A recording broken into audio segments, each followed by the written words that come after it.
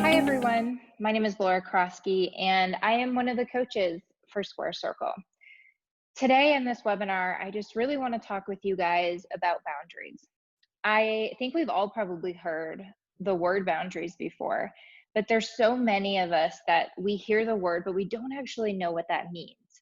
We don't know fully what the definition is. We don't know how to define them for ourselves. And we don't maybe even know how to set them. We don't know how to explain them to people, and we might not even know how to uphold them for ourselves. So today, what I want to focus on is helping you guys get a little more clarity on what boundaries are for yourself. And once we can start doing that for ourselves, we can start really showing up in a way that creates more belonging. It creates more of an atmosphere of collaboration and community that I think all of us are so desiring in the world that we live in today. And I think it's safe for all of us to say that there's a lot that's been going on in 2020, and it can be a lot for us, right? And we forget that sometimes self-care looks like boundaries.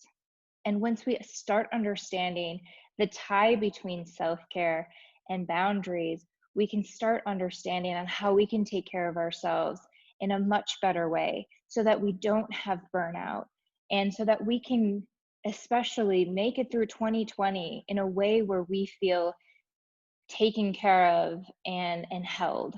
And so that's where boundaries come into play. And that's why it's so important for us to understand our own boundaries and then create spaces that people can share their own boundaries with us. And we respect and honor our boundaries and someone else's boundaries that they're sharing with us. So today, what I want to do is just take you through a really quick kind of slides and show you guys the way for you to understand what boundaries are, but then a way for you to really get a little bit deeper into how to figure out your own boundaries, how to explain them to others, and how to uphold them, especially when someone might not agree with your boundaries, doesn't want to respect your boundaries. How do you take care of yourself? And then also, we want to talk about when you do fail, because you will, because you're human. And when you do fail, what do you do? What do you do when you don't respect your own boundaries? And then what do you do when you maybe disrespected someone else's boundaries? So we've talked a little bit about boundaries already and why they're important for our own self-care, making sure we don't have burnout, make sure we're showing up in a way that we need to show up for ourselves and for everyone around us, especially in the day and age that we're in. So I mentioned a little bit earlier about boundaries and why they're important when it comes to self-care and burnout in particular. And I think a lot of what we're seeing right now is that people are thinking, oh, we're at home. So, maybe they're thinking I shouldn't feel as burnt out. I'm not physically going into the office, maybe, but they forget how much we can physically feel in our own bodies and how stress can actually show up for us.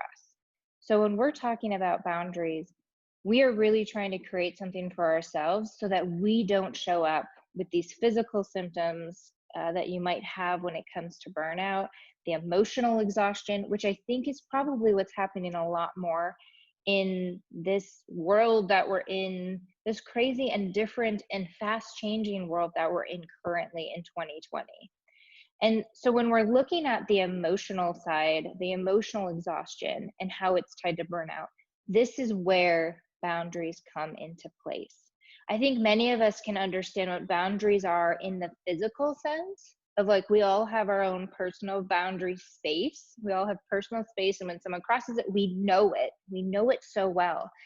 And it's just as important for us to start understanding our emotional boundaries. What is it that we need to have in place to be able to take care of ourselves and to show up in the way that we need to show up for ourselves and for the world? So, how we're going to define boundaries is boundaries are what is okay and what is not okay. And when we think about that, I think in some relationships, it's easy for us to realize what's okay for us with boundaries and what's not okay. And I think they'll pop up, maybe it's in a friendship. You know where your limits are with your friends, you know where your boundaries are, you know how that looks. But oftentimes we struggle with doing that either in really, really close relationships, say with a spouse or a parent or with children, or we might even struggle this in the workplace. Because oftentimes what we see is when you have a leader or you're working for someone, it's really hard for us to get comfortable and confident in setting our own boundaries and creating a space and telling and stating, this is what's okay to happen to me at work, and this is what's not okay. So an example of a boundary that you might need to set at work would be, I know we're going to have a tough conversation. So if you're in a feedback situation, and or in a meeting of any kind, and being able to say, I know this is a tough conversation.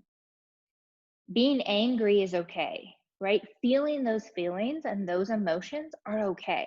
What is not okay for me is you yelling at me and saying derogatory things, right? So having that kind of language around it and getting really clear for yourself around what is okay and what isn't okay for me on an emotional level. And this is going to vary with certain people.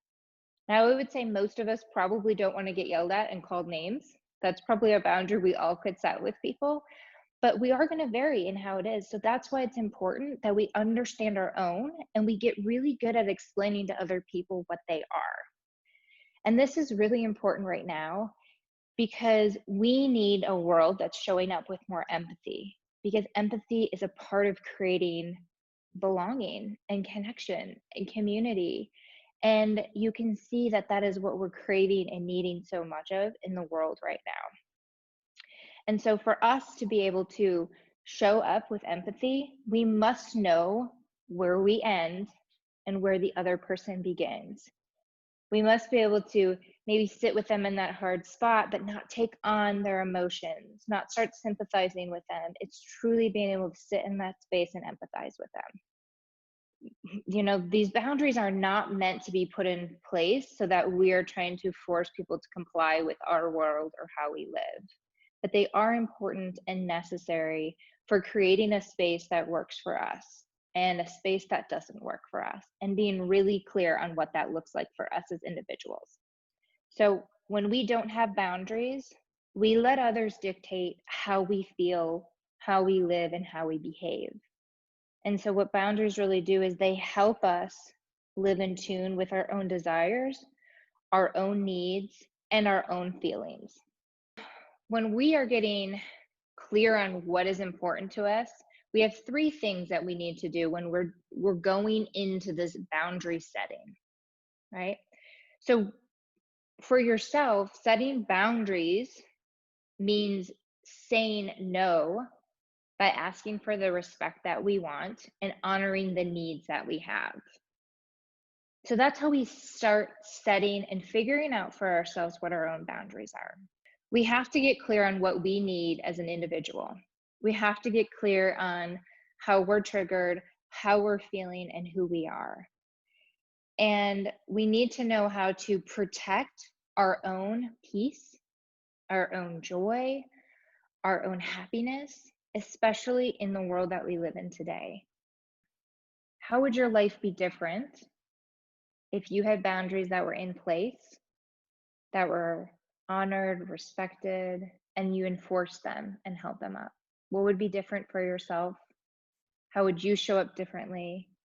How would you feel? How do you think you would carry yourself through the world? Right? Like that helps us get clear on what boundaries do I need to set in place? What do I need to hold for myself? That might get us clear on imagining that and thinking about that life.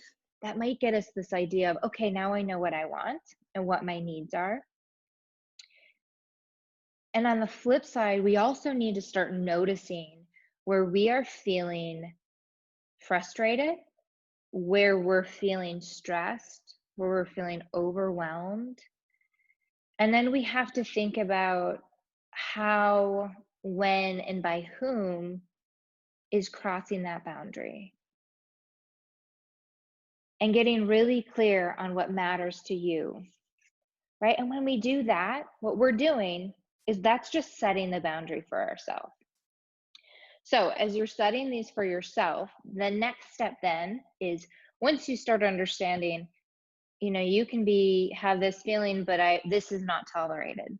Then we have to get clear on the naming part of it, right? This is where we have to get clear on what it means to us. Because it's great to have all these things in our head and to have awareness around why we need this and why we don't need this. But then we have to be able to name it and actually piece it out. So then we can go down and explain it. This might look like, I know we are tired and stressed. I think all of us have been feeling a lot of that lately. A lot of us are home a lot more than we're used to. We're not able to socialize. So I know we're stressed. I know we're tired. So being frustrated is okay, right? That's the okay part of the boundaries. But interrupting people and rolling eyes is not okay, right? So that's really getting clear on, here's what's okay.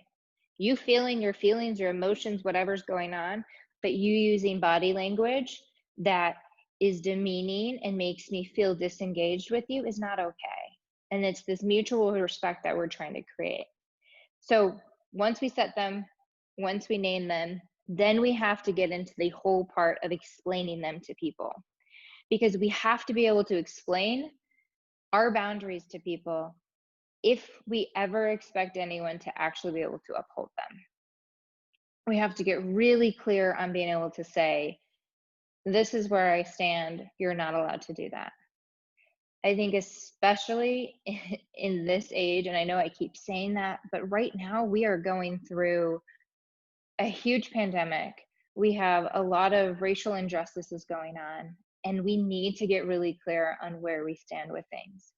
And being able to say and explain to people, it is not okay for you to cross this boundary. It is not okay for you to disrespect another human being. It is not okay for you to use this racial language, right? And we have to get good at explaining them to people.